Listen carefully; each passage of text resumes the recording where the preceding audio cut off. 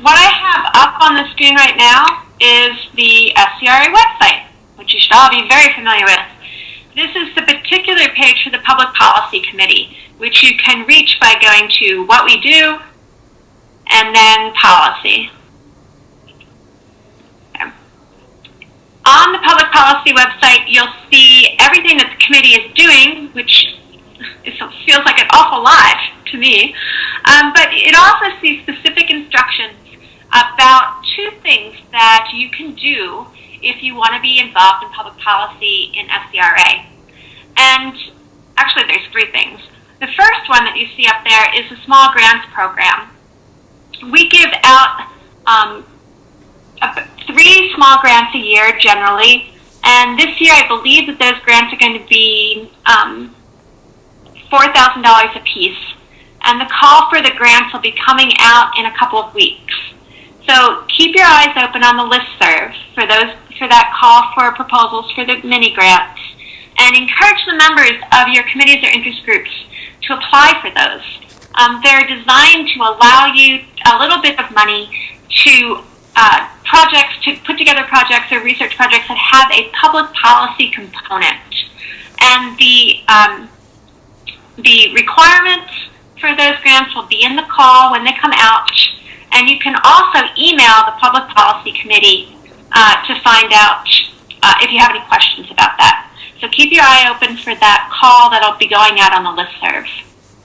The other thing that you can find on here, and that your committees and interest groups can get involved in, is developing policy position statements and rapid response actions. And I'm going to start with the policy position statements, and please feel free to interrupt if you have questions. You don't have to wait until the end to ask questions. You can do it whenever you like. Okay? You can either, if you've got your mic, you can either say them aloud and I'll hear you. If you don't have your mic, put them in the chat box, and Melissa's going to be monitoring that so she can let me know. Okay, so public policy position statements are official position statements of SCRA. So these are a big deal. These are things that we are putting out, and we are saying this is something that SCRA wants to educate the public about and that we feel strongly about. They are full-length white papers, and they are printed in AJCP is the final step of the process. Because these are official policy statements of SCRA, there's an involved procedure to go through to develop them. Currently, we have one adopted policy position statement, and that was developed by Lenny Jason and a team of his colleagues on the role of recovery residences in promoting long-term addiction recovery. We also have another policy position statement that will be coming out mid-March on mass incarceration of immigrant families in the U.S. And that was put together by Fabricio Balcazar, Manuel, I can't remember his last name at the moment.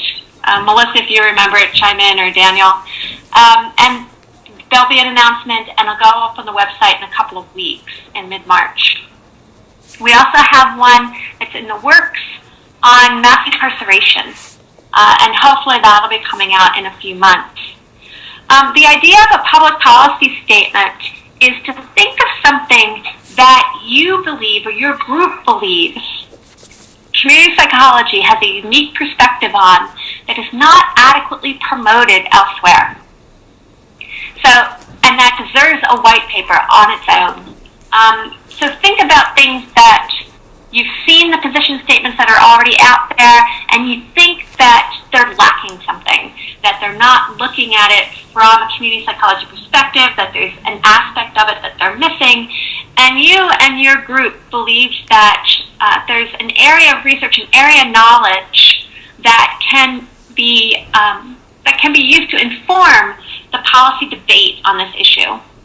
So if there's something along those lines that you feel is a gap in the current understanding of a policy issue that can be filled through community psychology research or community psychology perspectives, then put together a proposal and send it to the policy committee. Any questions so far? efforts that have been taken? As I said, they get published in AJCP, they get published on our website, and then we've also taken there's a number of other different steps that you can conceivably take.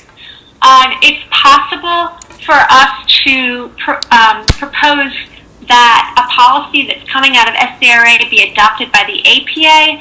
That is another process, and it's very long and involved. That's a process that Lenny and his colleagues did not care to undergo. But groups in the future might, and SCRA would certainly support that and work with your group to get a policy position reviewed by the APA for possible APA adoption. That takes a couple weeks. We also share these position statements with a number of organizations that we routinely collaborate with, including the social justice divisions of APA, SPICI, ACOSA, a couple of collaborative organizations on national prevention for science, informed science policy. I know I have that name wrong, but that's along the lines, and a couple of other organizations too. Thank you. Did you have the other thing that we can do, which I'll show you in a second, is we do have a mechanism for our members to directly contact their legislators. And these are the kinds of things that you can send to your legislators and say, if you want to be informed on something, here is a document that will provide you a lot of information on this particular topic. And I'll show you that in a minute. Great. The procedures for generating position statements, you can find right here. Okay. Let me bring that up. Okay. The first thing that you need to do is you need to provide a proposal. And this is so that you get an okay for the general idea before you put a ton of work into it. These things do take a lot of work. You can just ask anyone who's worked on them. It's developing a journal article, essentially, although it's not a journal article, it's not reviewed that way. But it's that amount of work. So you put together a proposal, and the description here will tell you what needs to go into the proposal. You send that in to the policy committee for review, and we look at it, and we look at how you feel it fits our mission, the issue itself, the people that you have on your committee, and then if we think that it's a good idea, we submit it to the executive committee for approval. And the executive committee then says, yes, we like this idea, and we'll go ahead and we'll give our approval on going ahead with it. At that point, you start developing the proposal.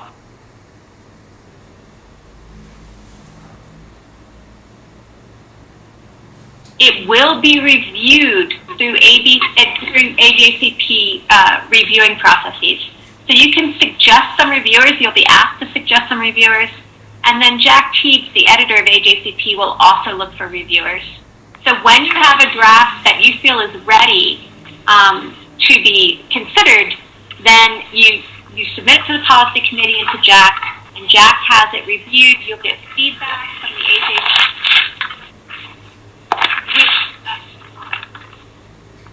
And the reviewers will know that this is not a journal article. They'll know that it's a policy position statement, so they'll be reviewing it with that in mind. Okay. So then you'll respond to that feedback. You'll submit it again. When you and Jack and the reviewers all agree that it's appropriate, it then goes to the policy committee for review, and from there it goes to the EC for review. At some point in that process, depending upon what you're proposing, it also needs to go to APA. We don't need APA's approval to adopt a policy statement, but we do need to let them know if it's an issue that they are involved in. They're going to request that you speak to the APA staff members, that you communicate to the APA staff members about what APA is already doing on the issue. And if you are asking for SCRA to encourage our members to take a statement, take a position regarding legislation, then that will require APA approval. That particular piece is the only thing that actually requires APA approval. The rest of it just involves us and working with them. Does everybody understand what I just said about the APA? Or do you want me to re-summarize that?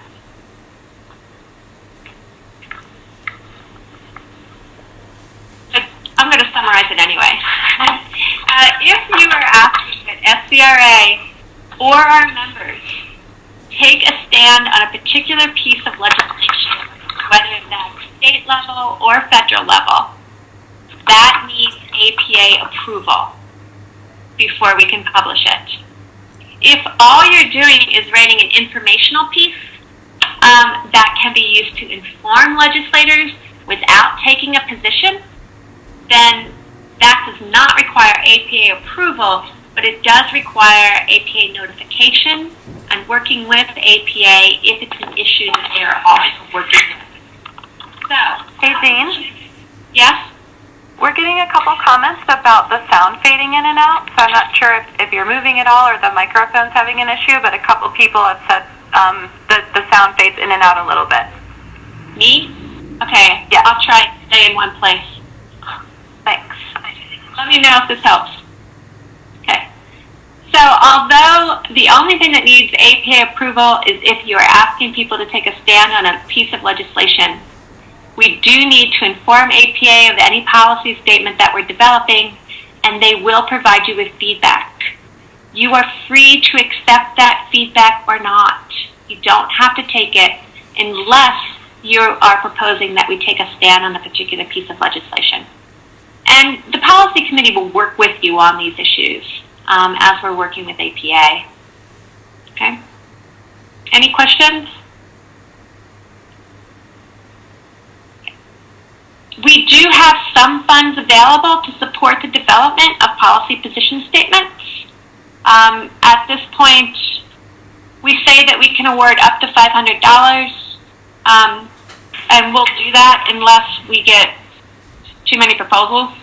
But anyway, you can request up to $500 to support the development of your position statement. Okay.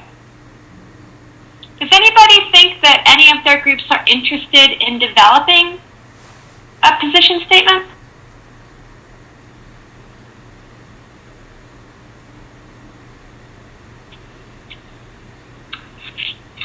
Not sure at this point. Okay.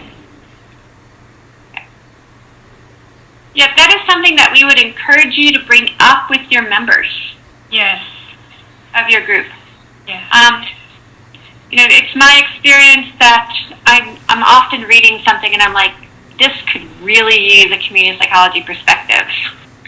If that happens to any of your members about the topic that you're dealing with, that is an opportunity to say, okay, well, what can we do about that? What can we do out there? That provides perspective. Okay.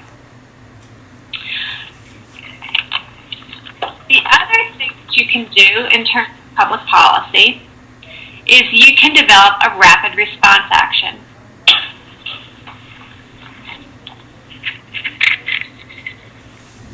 So, rapid response actions are things that don't require a whole position statement.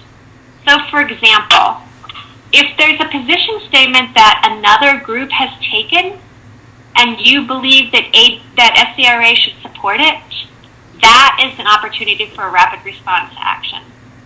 You would submit a proposal to the policy committee saying, hey, this group has just published a statement, or this group is, people are saying that they're still getting much feedback on the calls. Can you all double check to make sure that you're muted, that your mics are muted? Thank you. if you know of a group that has already published something and you think that SCRA should sign on to it, let us know. That's perfect for a rapid response action. Rapid response actions can also be potentially anything that you feel needs to be addressed immediately. The problem here is if your rapid response proposal, you need to be clear about what it is that you are suggesting that SCRA do. Okay, so for instance, you can see a number of past rapid response actions that have been approved by SCRA.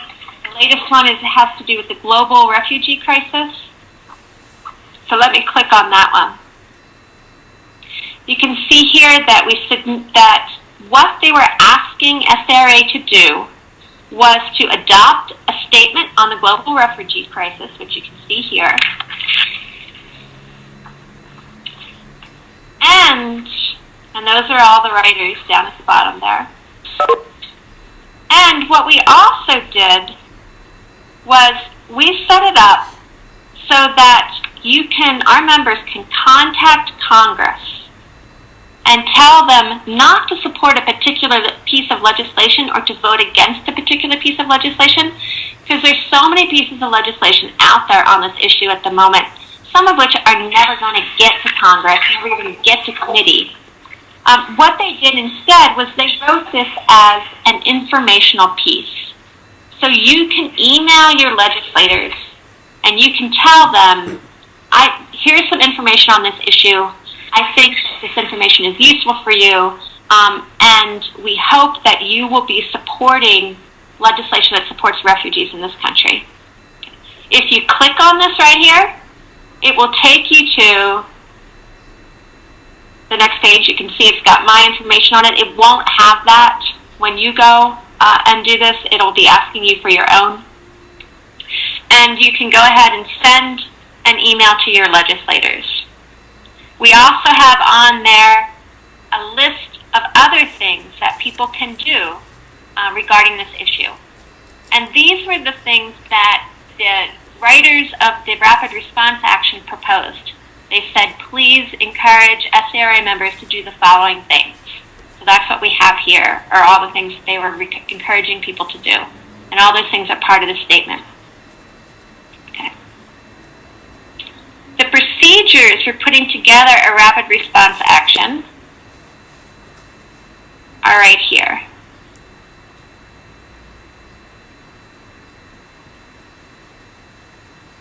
And what I would like to emphasize here, the most important thing, honestly, in a rapid response action is, first of all, to ensure that you have supporting evidence for this. We want to know who supports this, who doesn't, and why not.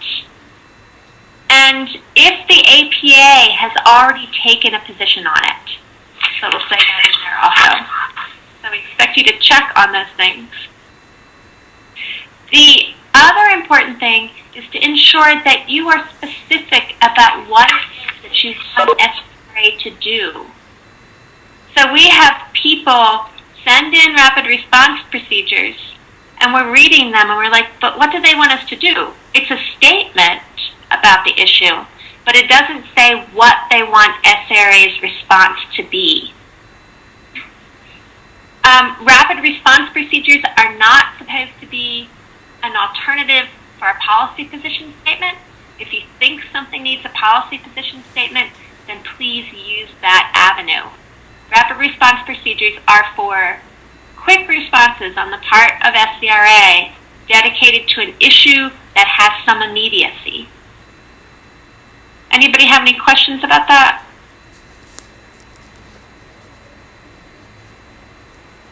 Does anybody think that their group might be interested in developing a rapid response?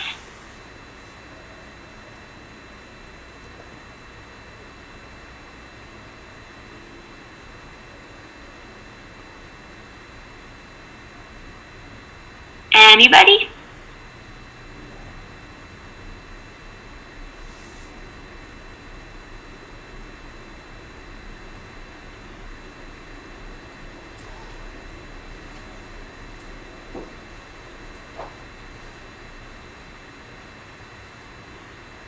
Does anybody have any questions about the procedures that we've been discussing?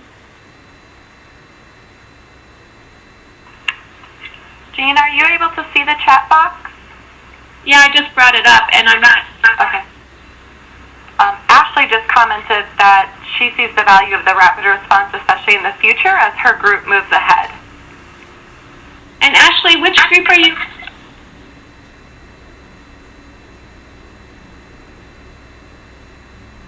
Oh, early career.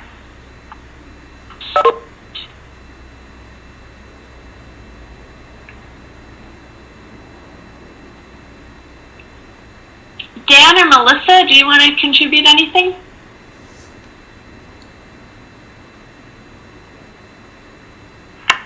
I'll just say that, this is Melissa, I'll just say that in terms of the rapid response, that when we first developed these, it can be a bit intimidating to think about doing something like this, especially if policy is maybe something you haven't engaged in before.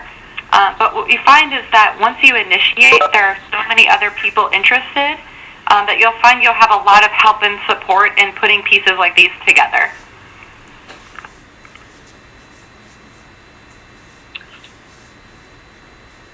And in fact, oh, go ahead, Dan, I'm sorry. Oh, I was just going to just sort of echo that and say how important this is, especially for SCRA. This is, in a lot of ways, the action arm.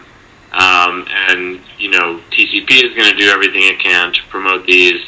And I think SCRA is talking about ways to better promote this as well. So we encourage everybody to take action and on any issues they're interested in. A couple things that we have in the works right now. We are looking at gun violence again. Gun violence is a difficult issue because the APA does have positions on it, and we need to work with APA on that issue to decide what we want to support. But if anyone is interested in working on gun violence, let me know, and I'll see if I can get that started up again. Not sure of any other, I don't think we have any other rapid responses in the works at the moment, but we're definitely interested in supporting some. And remember, I want to emphasize the fact that the Public Policy Committee will help you with all of these things. You're not on your own. So keep in mind that we'll help walk you through this stuff. In fact, one of the things that we have on our website is we have guides for things like writing letters to the editor, writing op-eds, and we have members of the Public Policy Committee who will help you do those things. They'll review your letter to the editor, review your op-ed, and give you suggestions about it, and give you suggestions on how to get it published. Tiffany, we do send out information to the membership sometimes. Sometimes I think that it can be difficult to get the membership to read their emails, which I'm sure that you're all aware of. So we send out our regular invitations to the meetings, and if we're working on something in particular, we mention that in the emails, and when we adopt something, we send it out to the listserv. But communication can be rough sometimes. If any of you know that you have members who are interested, ask them to attend our public policy meetings. And then they can talk with us about the ideas that you generate so that you can get feedback from the very beginning on issues that you think that you might want to work on. And you can also get support from other groups. A lot of the issues that you might be interested in or that your group might be interested in are ones that also fit with other committees, interest groups in SCRA, and we might be able to make those connections for you so that you can get a group of people who are willing to work on a topic.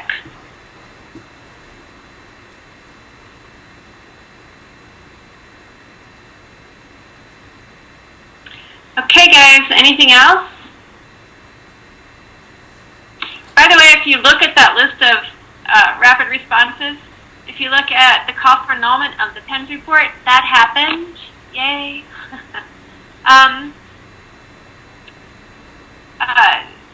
Let's see. APA released their own global action against global violence against girls. That had to do with the schoolgirls that were kidnapped in,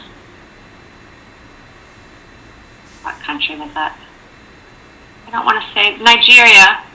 And APA also put out a position on this. I really do feel like one of the things that we can do with these policy statements sometimes is influence the APA, which is a heavy lobbying organization.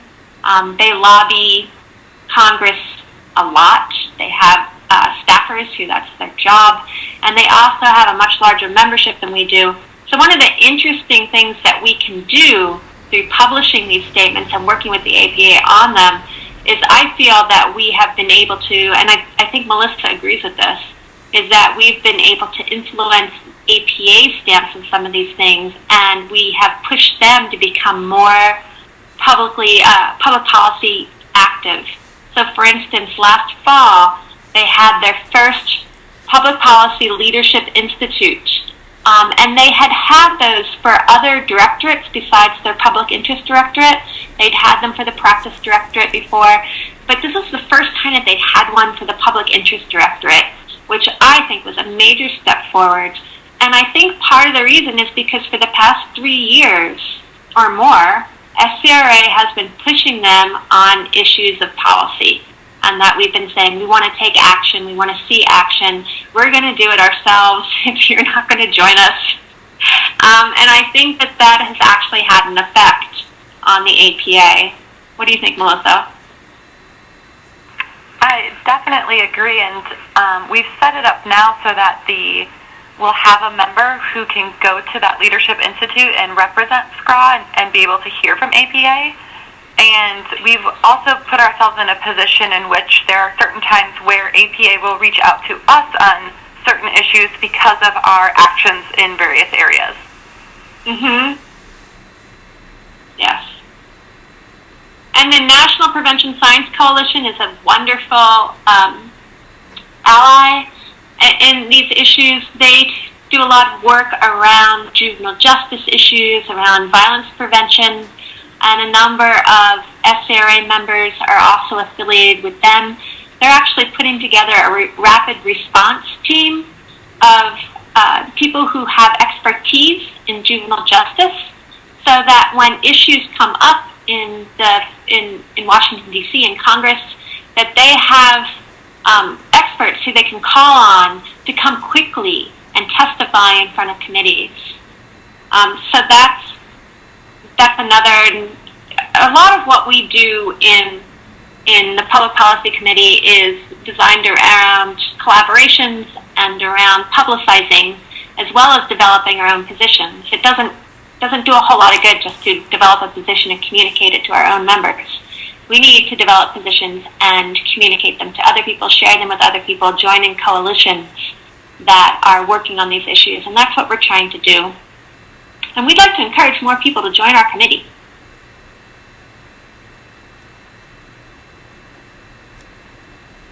Okay, last call for questions. I do have a question. What kind of turnaround time do you typically see? Oh, well, that one's interesting. The position statements, I believe Lenny's was written that got through in about 6 months. Fabrice took a lot longer. Rapid response, it really depends upon what they're asking for. Because if it's something that requires APA approval, it can take much longer. And a lot of it also depends upon the group putting it together. So if you have, the mass incarceration group is large and they're dedicated, but they also have a lot of other things in their work lives that they're working on. So they can go, 6 weeks or 2 months in between revisions of their document before they're ready to share it to us, share it with the policy committee. So a lot of it's on that end. Sometimes we ask people for revisions to something and then we never hear back from them. So that's an issue too. And then there's the issue of getting votes. It can be, the EC meets once a month in a conference call. So we can get something to the EC, but that doesn't mean that they're going to be able to vote on it. They can vote via email, but it's difficult to get them to. So sometimes it can be 3 weeks or more before the EC even votes on a rapid response. We try to get them through as quickly as possible, but our experience has been that how quickly they get moved through, it varies greatly upon the topic for various reasons. Yes. Thank you. Mm-hmm. Gene, it's Andy. I apologize for so many sign-ins, but I learned that if I go off the main browser with the thing, I lose the connection. So my question, can you hear me? Yes. My question is, what if we wanted to develop something not for an external audience, but rather to focus the membership of SCRA on a particular issue or set of issues? Is there a venue? Is there an outlet for that? Sure. Do the rapid response and say that that's what you want to do, is you want to educate the SCRA membership. That's fine. Okay. Thanks.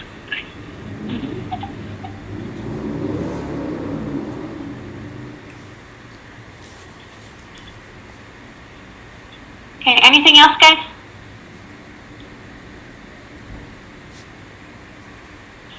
All right, then. Thank you for coming. The Public Policy Committee meets the second Thursday of every month. We put out our agendas and our notices for our meetings on the website, on the listserv. Please join us at our meetings, and if you can't join us at our meetings but are interested in working on something, contact me or Dan or Melissa, and we'll help you walk you through the process, and we'll give you whatever support we can.